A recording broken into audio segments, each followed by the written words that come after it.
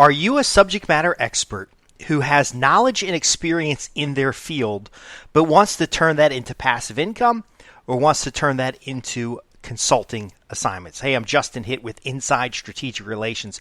Many of our subscribers have knowledge and experience in a field. They're between 35 and 56, and they've gotten to a point in their career where they feel this upward mobility is starting to go away. Whether it's economic changes, whether it's opportunity in their job, they know that trading dollars for hours is not going to get them to where they want to be in their performance of a career, life in general. Now, through strategic relationships, you can open up new opportunities, you can reach new people in the marketplace, you can find that next opportunity, but sometimes what you're doing right now is actually the best thing you can be doing for the skill set you have, for the relationships you have, and for the knowledge. Now, one of the things that I do for clients is we develop plans, or we take plans that I've done in the past and I help you implement them. So you'll notice that I have reports and courses and materials that maybe they don't seem complete to you, but they usually outline a plan that take you from point A to point B to point C. They develop for you a course of action that, when implemented, gets certain results. So if you want to enhance your career, earn more money, have greater influence in the marketplace, be recognized as an expert, position yourself to have opportunities come to you, or any other thing that has to do with developing business relationships, I typically have a plan or can help you develop a plan specific to your situation, write it down, hand it to you, and then just simply help you implement it. Now, why is this so powerful? Well, one of the things is that with the internet, we have so much content that we come up with new ideas at a rate faster than we can implement them. And so it's not the idea that has value, it's the implementation with value. Now think about this. If you have a problem in your life and you do the exercise that I talk about, grab a piece of paper, you write the problem at the top of the paper, you develop a problem statement, you can easily build out some kind of root cause, so you can figure out why you have the problem. But if you stop there, you're actually going to be worse off than you were when you only had the problem. Because see, now you have the problem and you know why you have the problem, but you still don't have a solution. So there's this built up pressure to solve the problem. When you want things instantaneously and you go to the internet and you say, okay, well, I have this problem and here's what's causing the problem. How do we get to a solution? You're going to likely find answers, but not good answers. It's like the problem with artificial intelligence. It'll always give you an answer. It won't necessarily give you a good answer. So when you're looking at quality and implementation, you need some means of measuring whether what you're doing is generating the outcome that you're looking for. Now, very often the delta between where you are and where you want to be, that is the feeling that you have that seems to be a problem. But I'll tell you, throughout life, I've made hundreds of thousands of dollars a year. I've made millions of dollars for clients, and it always feels like you could be doing better. And even when I've done worse, made zero in a year, it always feels like you could do better. But in both situations, there's a dramatic difference in the outcome, but it's the same person. And as I develop as an individual, the only thing I have to show for my effort is these plans and reports. And there's hundreds of them on my shelf. So basically, every consulting assignment, we document the processes and procedures. We document the problems that we're having. We document the conditions in which those problems exist. We developed plans. And that's plural. Sometimes there's more than one plan that's necessary to get results. We develop sets of goals and how we're going to measure those goals. And they're on shelves in my office. And so even though I've got all these solutions, I still have the same problems you guys have. Now, of course, I'm better equipped to solve the problems in a lot of cases because I've gotten the experience, just like you are better equipped to solve many of the problems that potential clients may have because you have experience. The difference is you may be trapped inside of a workplace today where you're given 40 hours a week, not realizing that at any time they can let you go, and you don't have that residual value that gives you the opportunity to branch out. It gives you the opportunity to start developing passive income, the opportunity to open doors where you can't physically be there. Now think about this. This is very important. I've written a number of books, and while they have not been bestsellers, while they don't sell a lot on Amazon, I can FedEx somebody my book. So I pre-qualify them. I identify that they got a problem that I can help them solve. I write a cover letter. I FedEx them a copy of my book. Almost 100% of the time, within 30 days, I will have an appointment with that individual. I will have some kind of contract with that individual.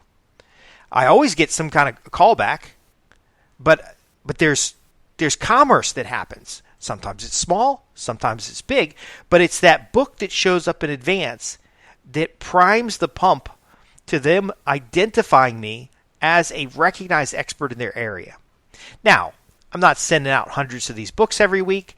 It costs money to send books, between $4 to $5. You'd be surprised how little it costs. But ultimately, the book itself can speak for me.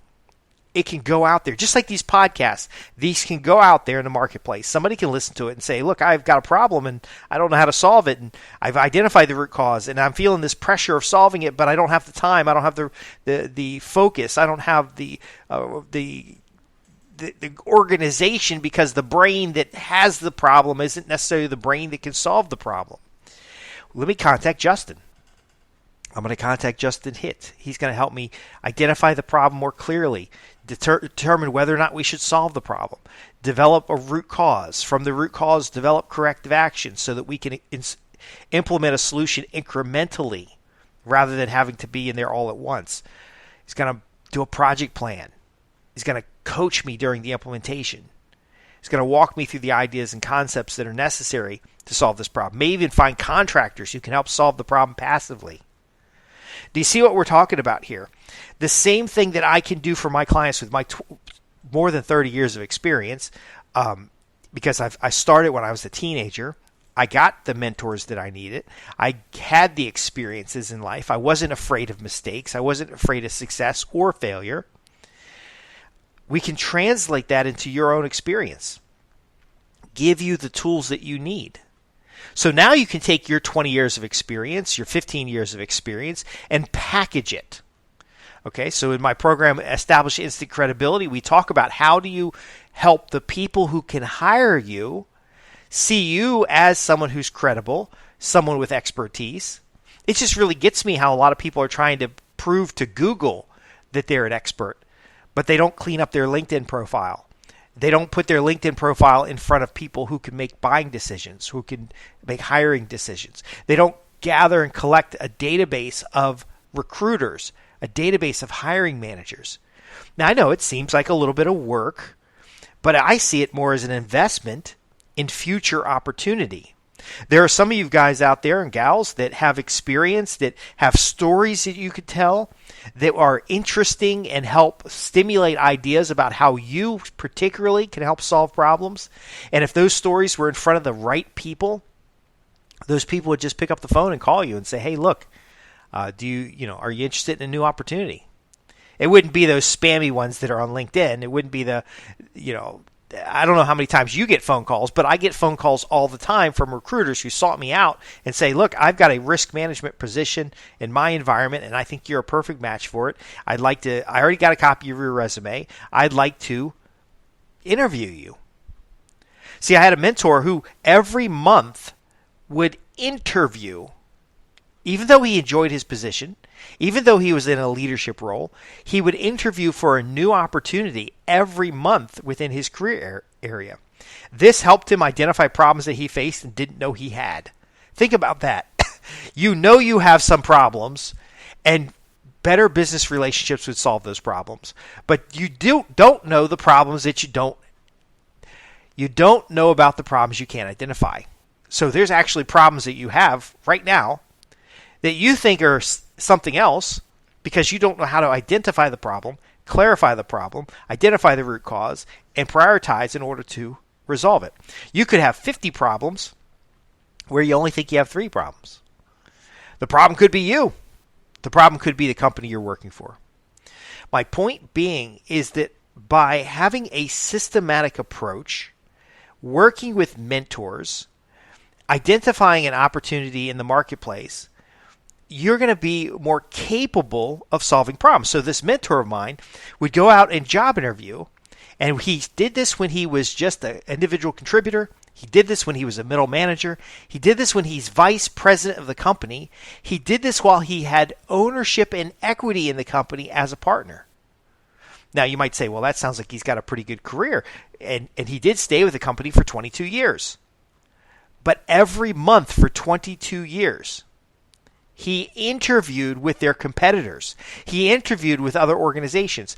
And it was known that he was doing this because sometimes the rumors would get back to the vice presidents and stuff that he was out there interviewing. But what he was using these interviews for is, of course, finding a new opportunity. There were times when he got offered a new opportunity that was better than the opportunity he had. There, he went out and looked at competitive intelligence. He was interviewing people who he sometimes eventually hired. So he's using the interview to expand his network. He was interviewing to find out what challenges other people in his industry, his peers, were facing. So the problems that he didn't know he had. Now, again, he did get better offers than what he had. He got them in writing, and then he took them to the company he currently worked for. So he had loyalty in the company he worked for. And in this, he got promoted because a good company will identify those people who are even more valuable outside the organization, and they'll either let them go or they'll move them up in the organization to utilize those resources. And that's just one example, because this gentleman ended up in the same organization going from individual contributor to actually having an equity stake, and then when the company got bought out, he ended up having a huge payout. So there were times where his offer outside the company was larger than the company could afford, and so he negotiated. Now, we don't want to be afraid of our problems, because sometimes he found out that he wasn't getting paid what he should be getting paid for the value that he's contributing and the problems that he's solving and the skills that he puts into his work, and that was a problem he didn't know he had. And then he went to the company, and the company had a problem where they couldn't pay him anymore. So they negotiated lump sum payments to his 401k or his retirement account, equity stake, private options, a new role inside the organization, adding or reducing the size of his team. See, the problems aren't the issue. It's your ability to implement reasonable solutions that create sometimes new problems, but create a better situation or environment for you in the future. So the reason that I've documented all these things is because I work very well on paper. When I help a client solve a problem, I want to give them a plan that they can just go implement, and they only come back to me to solve new problems, or they come back to me to refine their implementation, because my skill set is project management, risk management, and business development. And in fact, risk management and business development, with the project management layered onto it, the procurement layered onto it, the implementation layered onto it, is really where my strengths are. But your strengths could be completely different. And so I take a report, I take a book, I take a material, and we build an action plan synergistic to your unique situation. And then you go implement that action plan, and you get results that you can measure. You get movement towards a clear goal and objective. You put behind you the problems that you don't need to solve. See, marketing in this world helps you develop problems. There's no shortage of problems, but a lot of your problems you don't need to solve. And so why focus resources on things that, even if they were solved, aren't going to improve your situation? It's complex. I understand that. But when you want to transform business relationships into profits, you need to know what the profits are, and you need to know the value of the relationships. And very often, if we try to physically be there and solve these relationships, there just isn't enough hours in the day. So development of tools, development of systems, and means of implementation that don't require your direct action are all ways to take it to the next level. So back to my mentor, he actually had an assistant that would go find him new opportunities. He actually had all of his training and his conference time, devote it to improving his ability to be accepted for new opportunities. And then ultimately in his day-to-day work, he implemented everything he could find that would improve the organization. He made himself invaluable to the organization. That was his plan. He didn't do 50 things. He did 3 things. Was great at his job, was great at letting other people know he's great at his job, and a contributor to his career so that he was recognized as an expert in that area. For you, it could be 3 different things. It could be 3 of the same things. The key is, when working on paper, we can often model and structure differently than we can if it's just trapped inside your head. And one of the things that I do with clients is in the coaching sessions is we help extract those things. I help evaluate what you're looking at, and we develop a plan in writing. This methodology works whether you want to grow a business, and so you're an executive and you want to grow a business, or you are an executive as far as a knowledge worker, or a talented, experienced professional, or you own a business and you want to implement through your staff. I'm Justin Hitt with Inside Strategic Relations. Very often, again, knowing you have a problem is useful. Knowing why you have a problem is helpful. But implementing reasonable and measured solutions is priceless. If you have a challenge you want to solve, if you want to move into a new position or new opportunity within your career path or within owning a business, you want to create passive income, you want to create passive influence, then visit us at www.insidestrategicrelations.com. Ask your questions. Listen to this podcast again. There's a lot of nuggets in here that you can implement right now. And then ultimately get involved in some of our free resources at www.insidestrategicrelations.com. I'm Justin Hitt, and I'm here to help you transform business relationships into profits guaranteed.